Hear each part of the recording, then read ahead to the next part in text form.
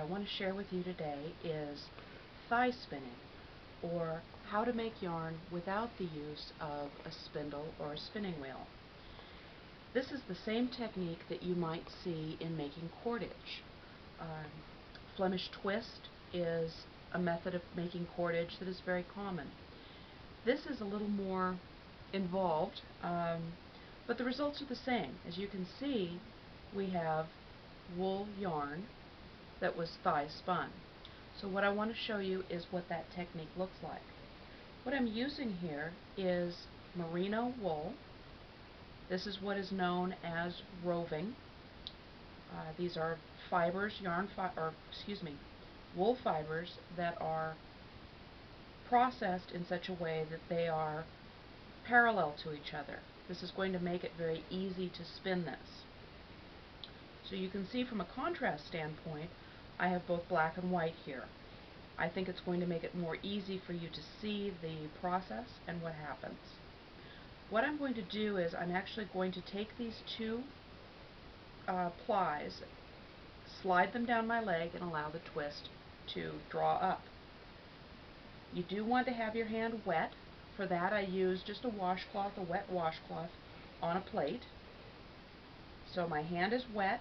I'm going to be rolling the fibers from approximately the middle of my fingers down to the meaty part of my palm. What happens is, you can see I'm allowing that to roll. You can see that now we've got some twist. I keep my index finger of my left hand in between the two plies, which will keep that from spinning down into the yarn until I'm ready to allow it. So it's just a matter of index finger goes in, separate those two plies, make sure your hand is a little moist, and roll down your leg.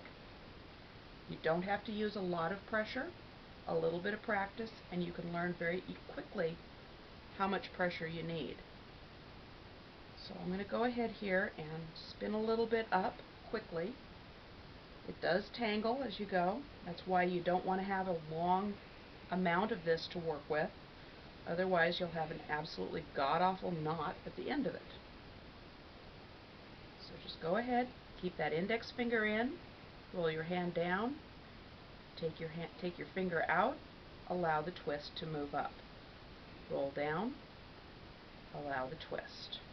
Index finger goes in, down your thigh, allow it to ply. So let me do a few here. This is the technique that's used with wool for making a variety of textiles in the Pacific Northwest traditionally.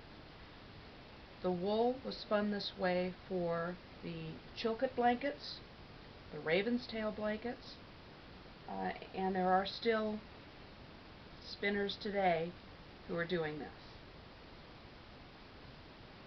So here is an example of that yarn. It is very, very strong. I can't break it with my hands, and yet very soft and very pliable.